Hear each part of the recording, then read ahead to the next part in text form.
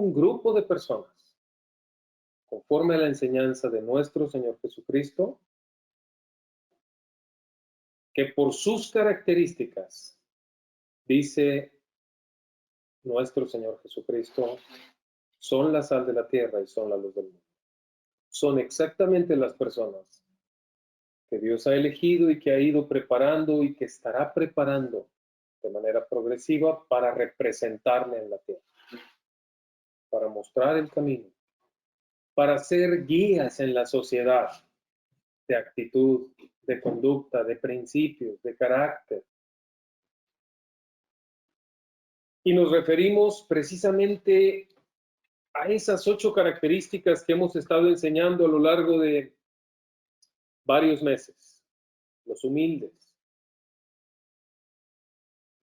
los arrepentidos, los apacibles o mansos, discípulos de la justicia, compasivos, de limpio corazón que son fieles a Dios, pacificadores y ejemplares, con su vida.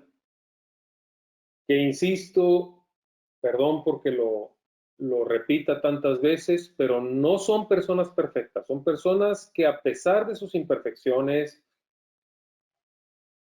tienen atributos de carácter que marcan el camino, que se vuelven un patrón de conducta para la sociedad. Los pobres en espíritu, personas que se sienten ante Dios pequeños, que se esfuerzan por no permitir altivez o soberbia u orgullo en sus corazones. No solo se sienten pequeños ante Dios, sino buscan mantenerse humildes también en su relación con el prójimo. Pero ante Dios, por supuesto que se sienten insuficientes por sí mismos, en gran medida agradecidos por la bondad que Dios ha mostrado. Por eso guardan una estrecha comunión con Dios permanente, siempre necesitando la presencia de Dios, siempre acudiendo a Dios, siempre con una actitud sencilla y humilde.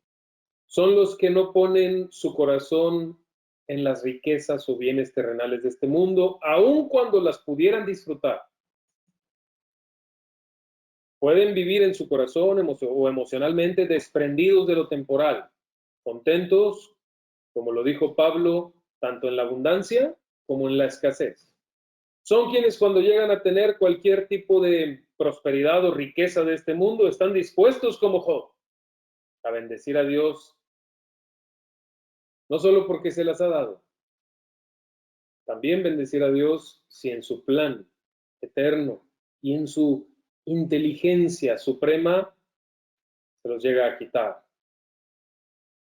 Y a simpatizar con los menesterosos, socorriéndoles en su necesidad. Son quienes tienen un concepto equilibrado de sí mismos, que reconocen en muchas otras personas, incluso no solo de los creyentes, o no solo de quienes comparten sus mismas ideas o principios, reconocen en muchos otros cualidades superiores, como lo hacía Pablo, que a pesar de abundar en dones espirituales, Pablo se tenía a sí mismo como el menor de los apóstoles y por el primero de los pecadores. Son quienes han perdido toda la confianza en su propia justicia, porque han decidido reconocer la obra de Cristo y depender de la justicia del Maestro. Como el corazón contrito del publicano que clamaba a Dios, oh Dios, sé propicio a mí, sé propicio a este pobre pecador. Esa característica parece ser el fundamento, les decía, de todas las demás características. 2. Son los que lloran. Habla de la aflicción que tienen en su corazón, que viven arrepentidos, personas que se han vuelto objeto del tratamiento divino. Cuando Dios de manera soberana decide ir por el perdido, usted sabe, ellos se vuelven ese objeto del tratamiento divino y de una manera inexplicable para esa persona ha comenzado un proceso de aflicción, pero sincero, sincero, es Dios obrando en su corazón, sin manipulaciones humanas, es Dios haciéndole sentir el perdón que fluye en su corazón. Ese proceso de aflicción es un tratamiento divino. Este tipo de personas atraviesan un tiempo difícil de aflicción, de dolor, donde sienten que su camino es trastornado, su camino de pecado.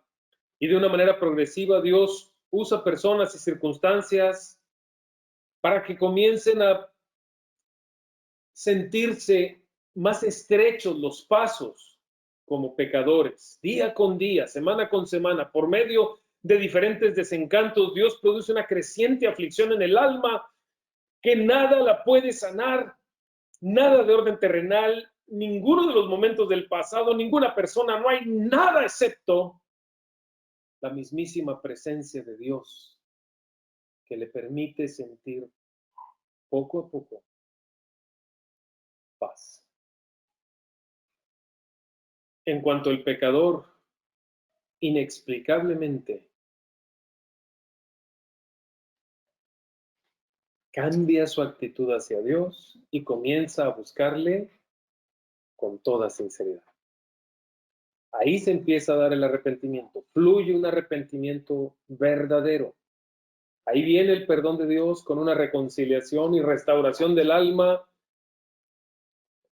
que jamás había experimentado. En otras palabras, esa profunda tristeza producida por el mismo Dios, poco a poco se va transformando en un arrepentimiento genuino, un cambio de actitud hacia Dios y un cambio en la forma de pensar, en la cosmovisión. Y entonces viene una reconciliación, una paz, un gozo interior que nada y nadie podrá jamás interrumpir.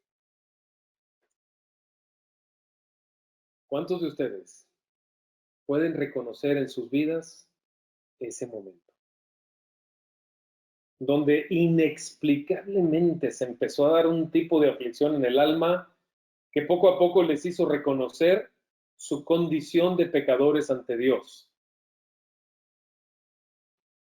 Y aquella aflicción culminó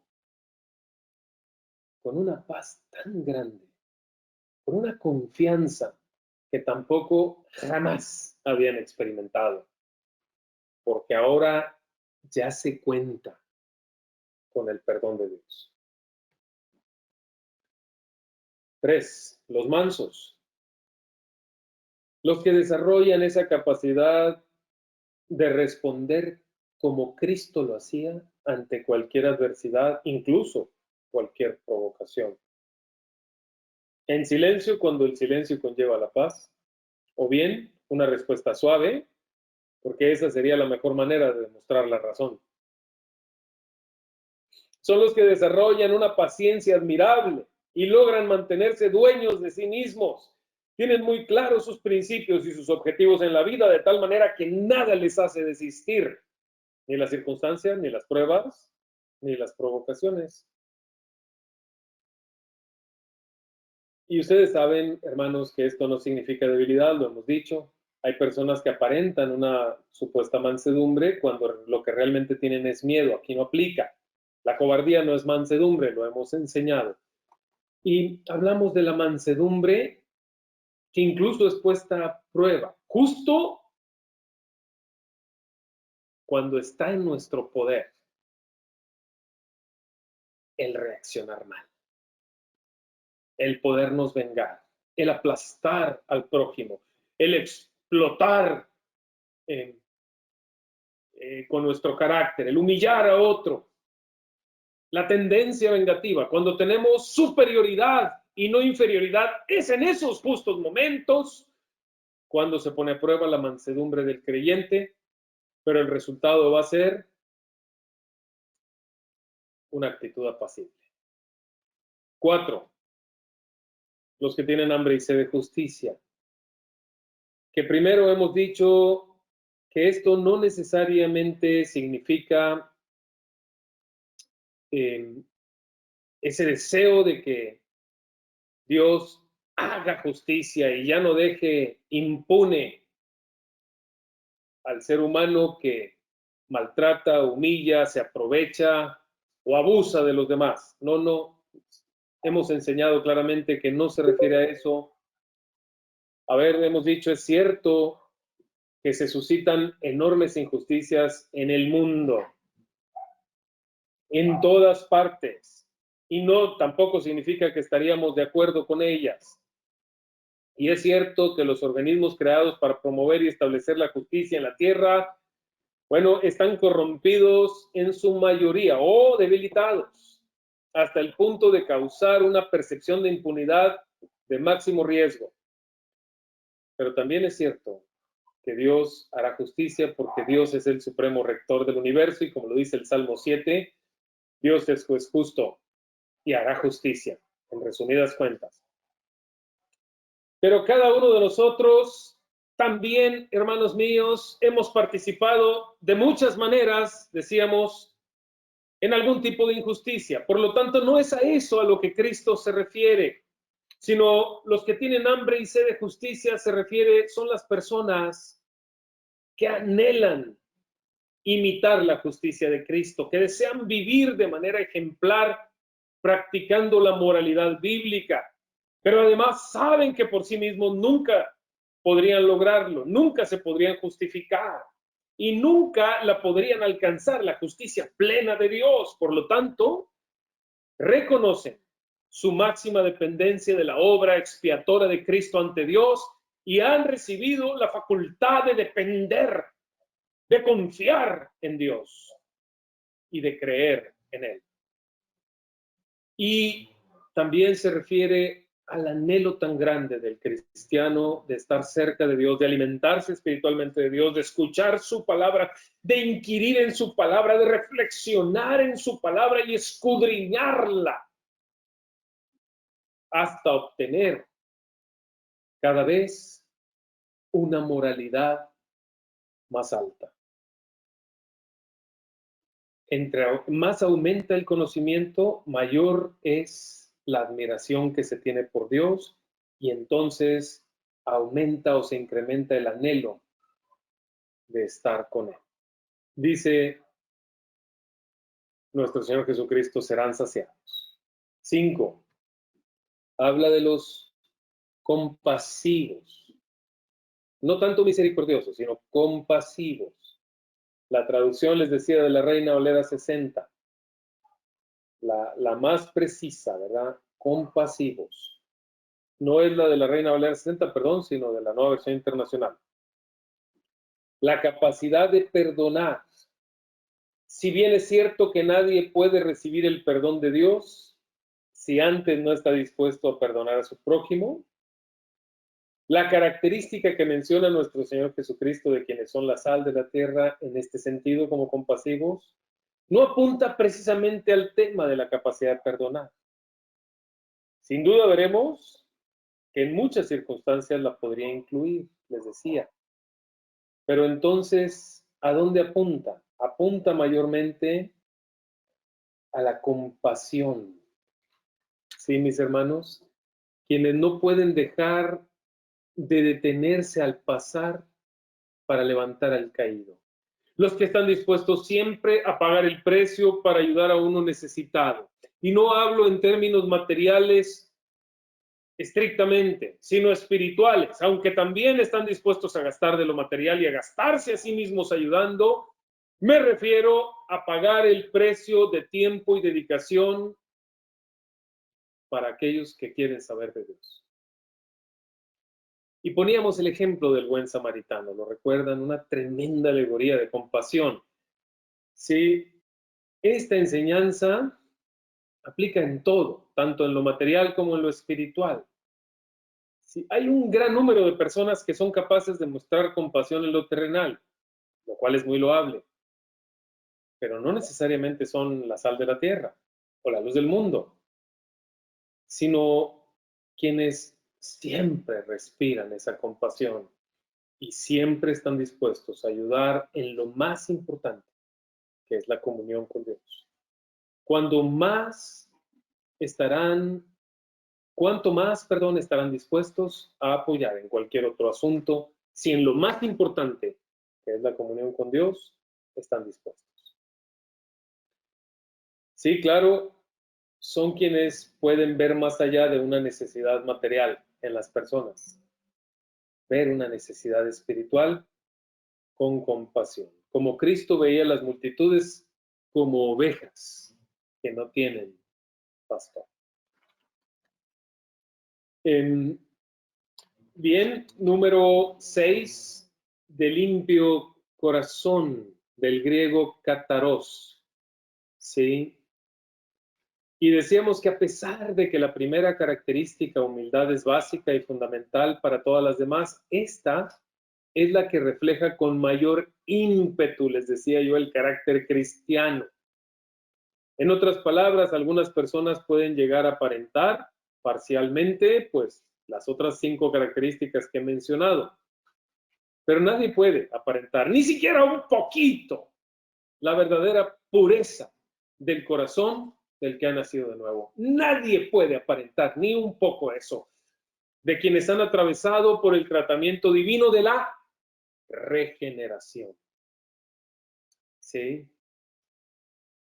Corazón, les decía, pues es una palabra que en nuestro idioma aparentemente deriva del latín cor. Sin embargo, hay muchas controversias entre los eruditos, ya les platicaba de eso en ese momento. Con todo, la palabra griega que nuestro Señor Jesucristo empleó es cardia, que tiene un significado figurativo en el contexto en que se usa. ¿Sí? ¿Se acuerdan de eso?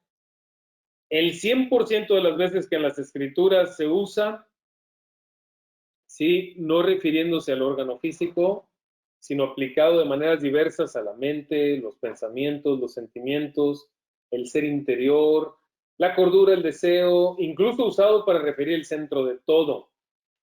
Con razón, algunos escritores dicen que esta característica pues es la que más abarca y mejor define al creyente que es nacido de nuevo. Nuestro Señor Jesucristo hizo referencia a la parte central o medular del ser humano, su ser interior, su matriz, la matriz, ahí donde se procesan los pensamientos, se suscitan los sentimientos, se determinan las conductas, acciones, se forja la personalidad, se calculan las decisiones, se albergan anhelos, se trazan proyectos, se gestiona el ánimo, se plasman los afectos, se despiertan las reflexiones, etcétera, etcétera. Hizo referencia a la parte más importante del ser humano que lo define como ser, que le hace ser quien es. ¿Sí? Lo que de manera fundamental nos define como personas, que no necesariamente es la profesión que elegimos, la ropa que usamos, el deporte que practicamos, el país del que nacimos, la zona en la que vivimos, sino el conjunto de ideas, pensamientos o principios, ¿sí?, que han nutrido nuestro ser interior y que hemos conectado con nuestro razonamiento para asimilar como ciertos y comportarnos así.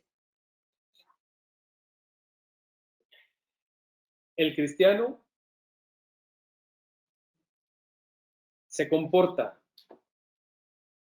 conforme a todas esas ideas que, como hace un rato platicábamos en la introducción, se van forjando por las enseñanzas de Cristo. Cualquiera que me oye estas palabras y las hace, le compararé a este tipo de persona que edificó su casa sobre la roca, y cuando vinieron las más grandes adversidades, la casa permaneció porque estaba edificada sobre la roca.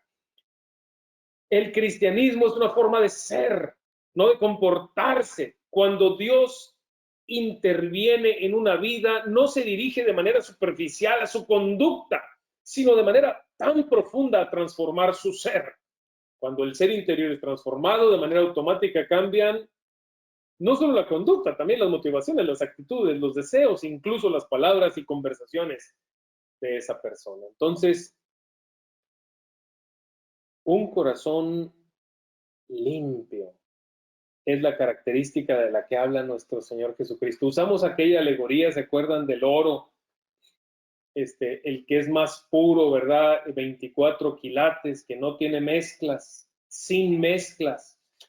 Recordarán esa alegoría que habíamos usado, ya que un corazón no limpio es un corazón mezclado que contiene algunas posibles verdades de Dios, como en muchos casos religiosos, con muchas otras ideologías paganas, idolátricas, incluso antibíblicas, sí, pero la proposición de verdades, a diferencia del oro, no da mayor pureza al corazón, la proporción de verdades, sino que, como está escrito, un poco de levadura, les decía, leuda toda la masa. Significa que un poco de ideologías o filosofías idolátricas o paganas contamina enteramente el corazón humano.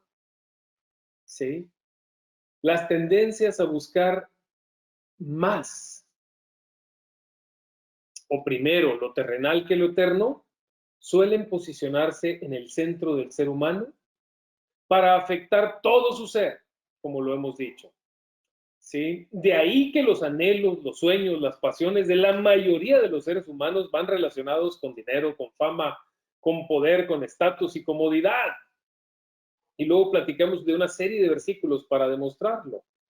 Sí, les decía yo, si tu visión es clara, o sea, tu corazón puro, todo tu ser disfrutará de la luz, como enseñó nuestro Señor Jesucristo, sin ser engañado espiritualmente. Pero especialmente significa que con integridad, sin necesidad de andar en oscuridad. Si tu visión está nublada, corazón mezclado, todo tu ser estará en oscuridad.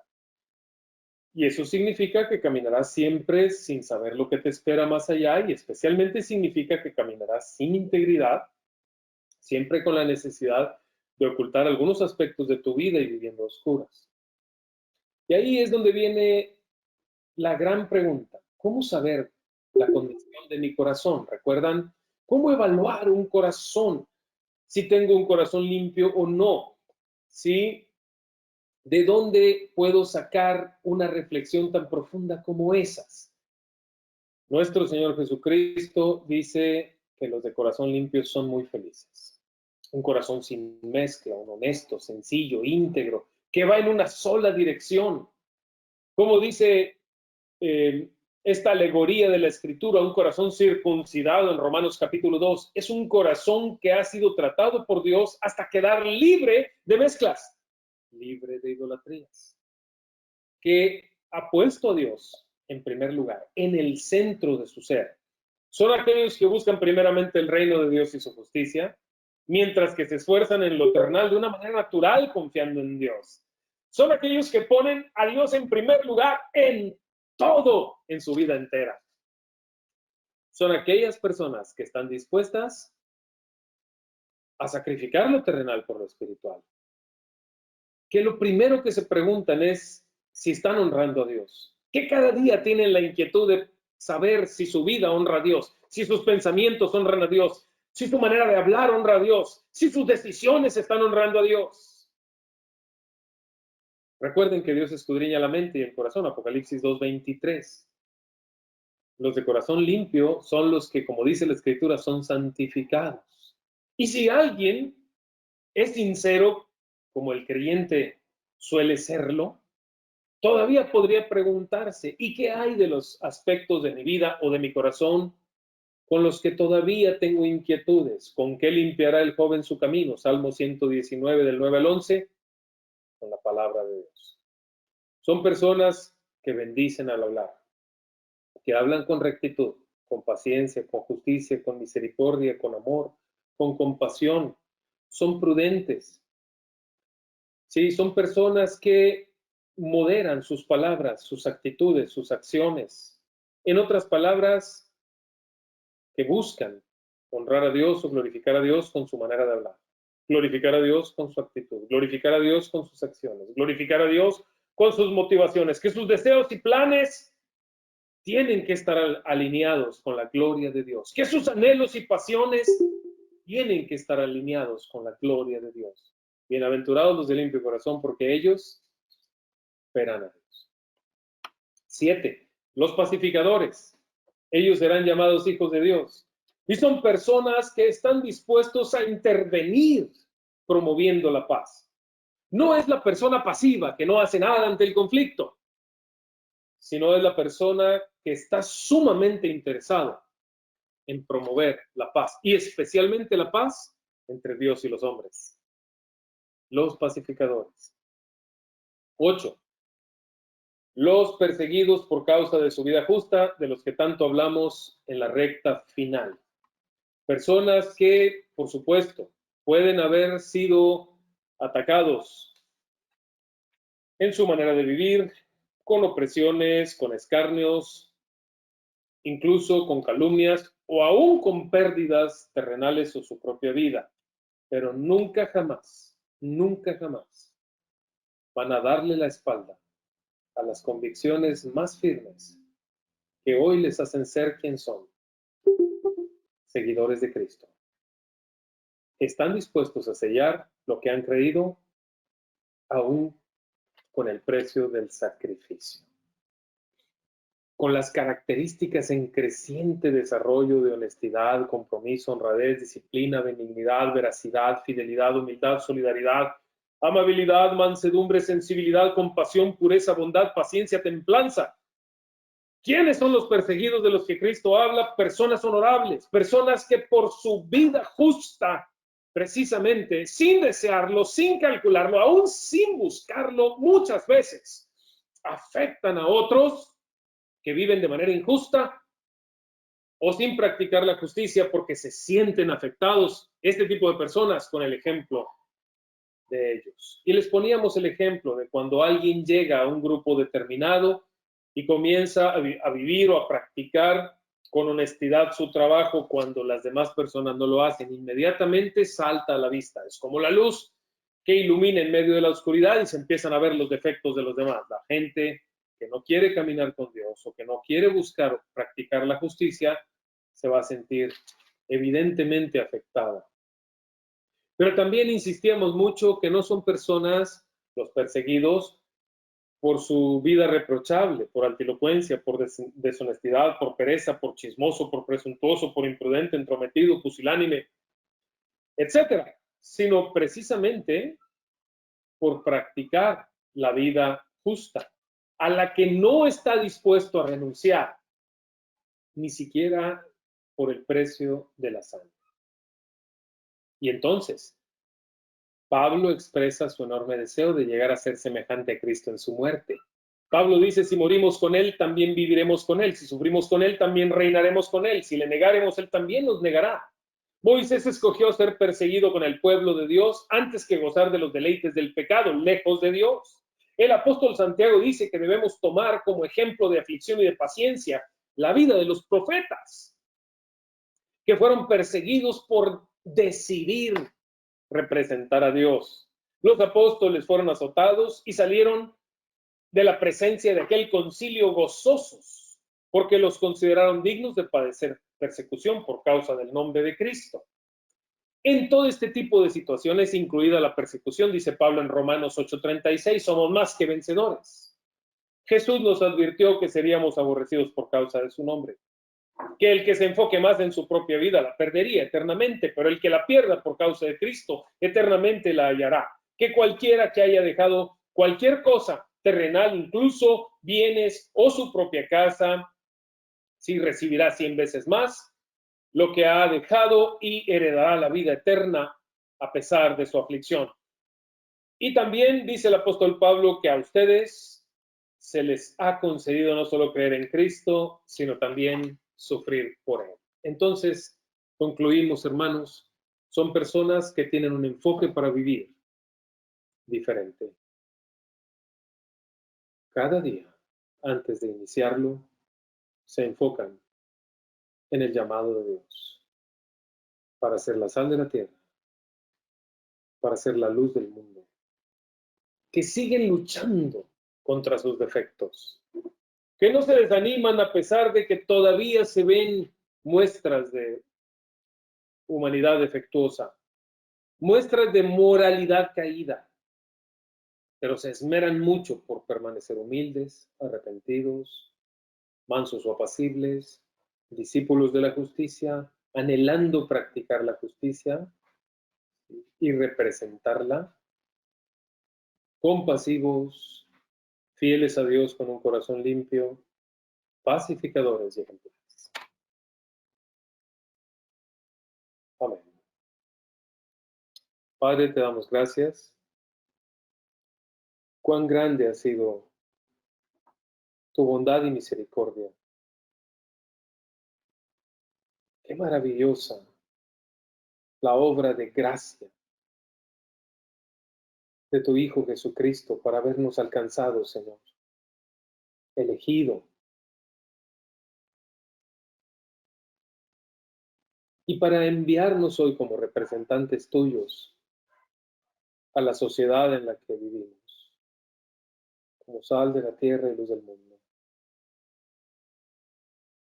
Oh Dios, clamamos con todo nuestro corazón y con sinceridad que nos ayudes a representarte bien, que nos encuentres fieles representantes tuyos en cualquier lugar a donde tú nos lleves.